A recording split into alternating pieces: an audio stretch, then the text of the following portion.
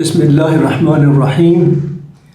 الحمد لله رب العالمين حمدا يليق بجلاله وعظيم سلطانه، والصلاة والسلام على سيد الأنبياء والمرسلين حبيبنا ونبينا ومولانا محمد الصادق الأمين، وعلى آله الطيبين والطاهرين وصحابته غر الميامين ومن تبعهم بإحسان إلى يوم الدين. سبحانك لا علم لنا إلا ما علمتنا إنك أنت العليم الحكيم. اللهم علمنا علما نافعا وارزقنا عملا صالحا ووفقنا بحرمتك بما تحب وترضى.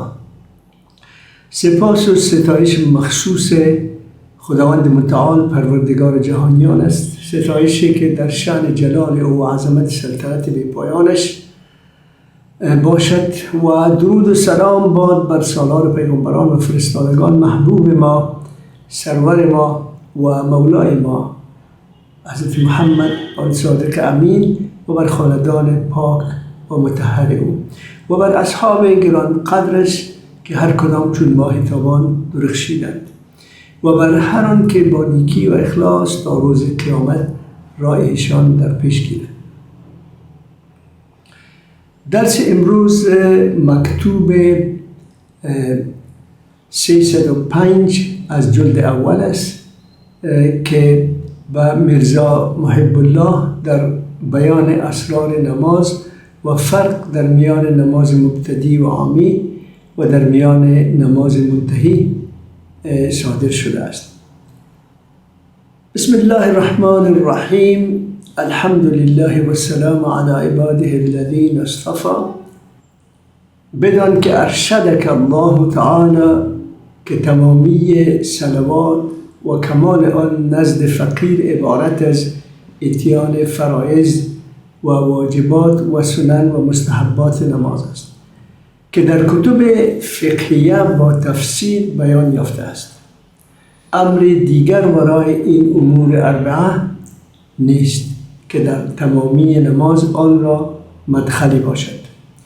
خشوع نماز نیز مندرج در همین امور اربعه است و خضوع قلب نیز منوط به اینهاست.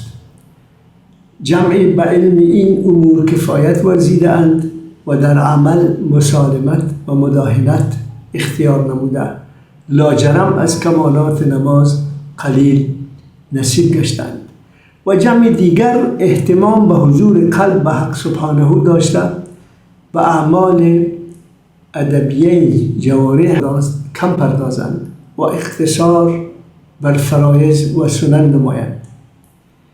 این جماعت نیز از حقیقت نماز آگاه نگشتند و کمال نماز را در غیر نماز جستند، چه حضور قلب را از جمله احکام نماز نشمردند و آنچه در خبر آمده است لا صلاة الا بحضور القلب تواند بود که مراد از حضور قلب باشد، و این امور اربعه تا فتور در اتیان امر از این امور واقع نشود و ورای این حضور دیگر الحال به فهم این فقیر نمی درآید.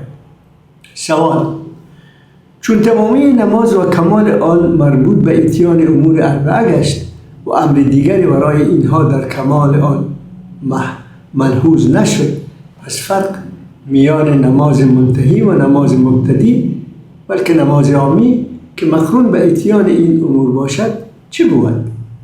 جواب: فرق از راه عامل است نه از راه عمل. اجر یک عمل به واسطه تفاوت اعمال متفاوت است. عملی که از عامل مقبول و محبوب به وقوع آید اجر آن اضعاف المضاعف است. از آن اجری که مترتب بر عمل غیر آن عامل باشد، چه عامل هرچند عظیم القدر باشد عمل او جزیل الاجر است. از اینجا گفتند که عمل ریایی عارف بهتر از عمل با اخلاص مرید است. فکیف که عمل عارف مقرون به اخلاص بود، لذا حضرت صدیق رضی الله عنه سهم حضرت پیغمبر را علیه و علی آله الصلوات و السلام بهتر از ثواب و عمد خود دانسته، طلب سهو او علیه و علی و علی آله الصلوات و السلام و تحیه می فرمایند. آنجا که می گویند یا لیتنی کنت صحب محمد صلی الله علیه و سلم، آرزوی آن دارد که به کلیت خود صحب آن سرور باشد علیه و علی آله صلوات و السلام. پس تمامی اعمال و احوال خود را کم از عمل صحب آن سرور علیه و علی آله صلوات و السلام و تحیه می داند و تمنای تمامی حسنات خود را درجه صحب آن سرور علیه و علی آله صلوات و السلام مسئلت می نماید و عمل صحب آن سرور علیه و علی آله صلوات و السلام مثل سلام دادن اوست علیه و علی آله صلوات و السلام بر 2 رکعت نماز فرض چهارگانی به طریق سهو کما رویه. پس نماز منتهی با وجود نتایج و ثمرات دنیوی اجر جزیل آخرت بر آن مترتب باشد، بخلاف نماز مبتدی و عامی چه نسبت خاک را با عالم پاک. شمه از خصایص نماز منتهی و عمومی نماید، از آنجا قیاس نمایند. گاه هست که منتهی در نماز در وقت قرائت قرآن و اتیان تسبیحات و تکبیرات زبان خود را رنگ شجره مساوی می یابد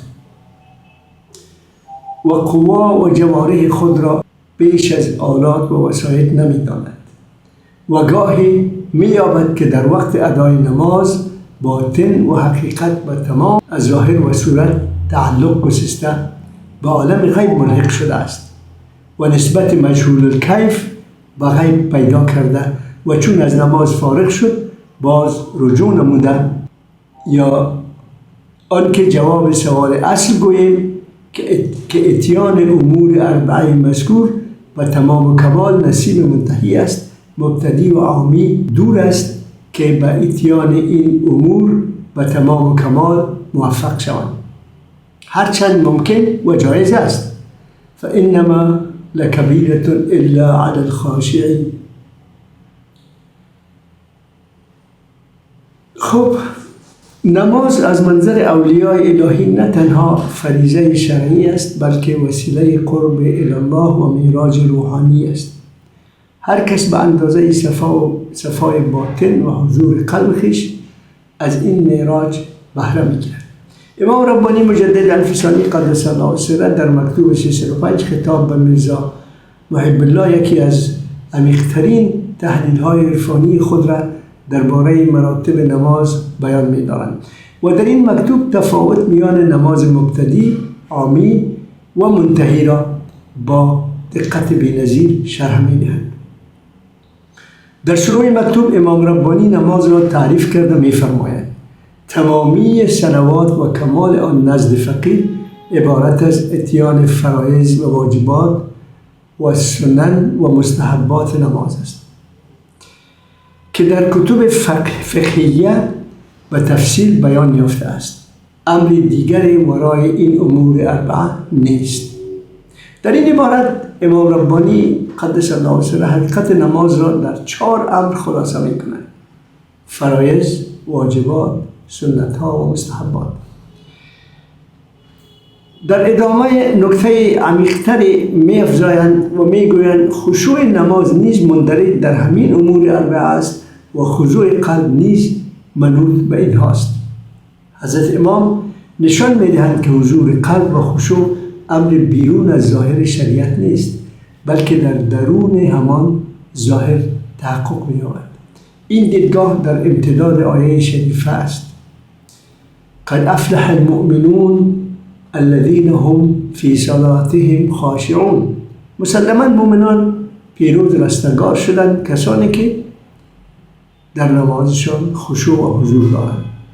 یعنی خشوع در نماز که سبب فلاح مؤمن می شود عین تحقق ایمان است، نه نتیجه حالت وجد زودگذر. از این دیدگاه نماز کامل جمع میان فقه و سلوک است. صورت ظاهر و معنای باطن در نماز حقیقی با هم بافت خورده. امام ربانی قدس الله سره در ادامه از دو گروه یاد میکنند و میفرمایند جمع به علم این امور کفایت ورزیدند و در عمل مصالحت و مدالحت اختیار نمودند. لاجرم از کمالات نماز قلیل النصیب گشتند و جمع دیگر اهتمام به حضور قلب به حق سبحانه داشتند و اعمال ادبیه جوارح کم پردازند. این جماعت نیز از حقیقت نماز آگاه نگشتند. در این جملات با ارزش امام قدس الله سره از یک سو فقیه را که صرف در ظاهر نماز توجه دارد و از سوی دیگر صوفی را که غافل از شریعت و آداب ارکان نماز است و تنها توجه به حضور قلب دارد یاد میکند که اینها هر دو از حقیقت نماز آگاه نگشتند. نماز حقیقی باید عاری از ترک آداب ظاهر نماز باشد و همچنان عاری از غفلت باطن نماز، بلکه نماز حقیقی جمع میان ظاهر و باطن نماز است، مانند نماز رسول الله صلی الله علیه و سلم و خلفای راشدین و صحابه مقربین. پیغمبر صلی الله علیه و سلم فرمودند صلوا کما رأیتمونی اصلی، یعنی نماز را چنان بخوانید که مرا میبینید نماز میخوانم. و پیغمبر نماز را در اوج حضور و در کمال رعایت ظواهر ادا میفرمودند. در مورد تفاوت نماز مبتدی و منتهی حضرت امام قدس الله سره میفرمایند که فرق در عامل است نه در عمل، یعنی فرق در نمازگزار است نه در نماز. اینجا لازم است که از منتهی یک تعریفی داشته باشید. منتهی کسی است که یک لحظه هم از پیروی از سنت رسول الله صلی الله علیه و سلم غفلت نکرده و مقامات طریقت را طی نموده و به نهایت رسانیده است.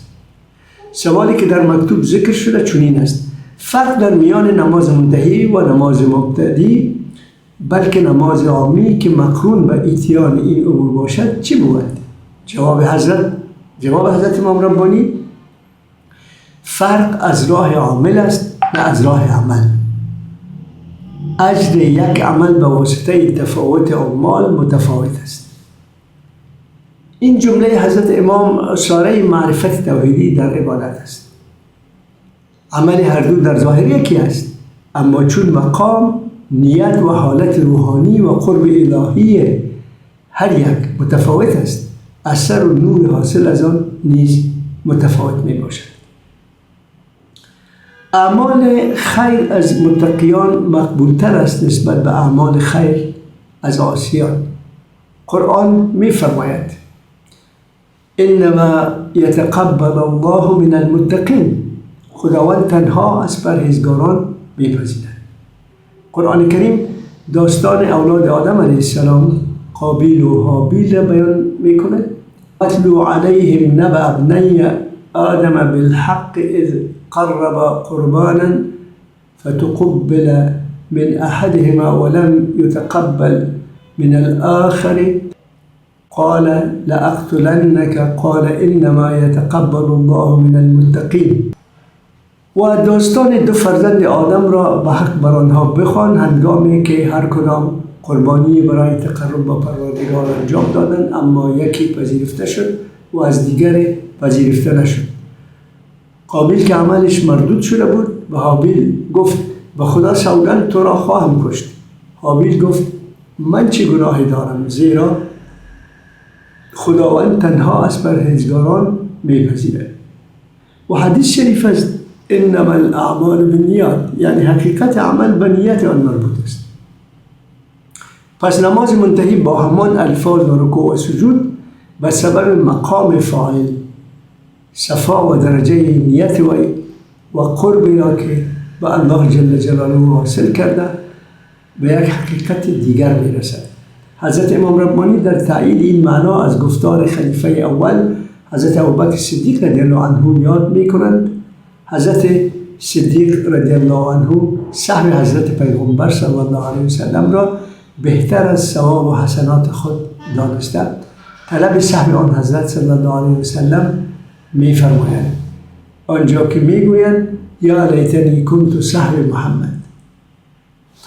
صحب جناب پیغمبر صلی الله علیه و سلم که یک بار واقع شد، روایت است که در نماز 4 رکعتی بعد از 2 رکعت سلام کرد.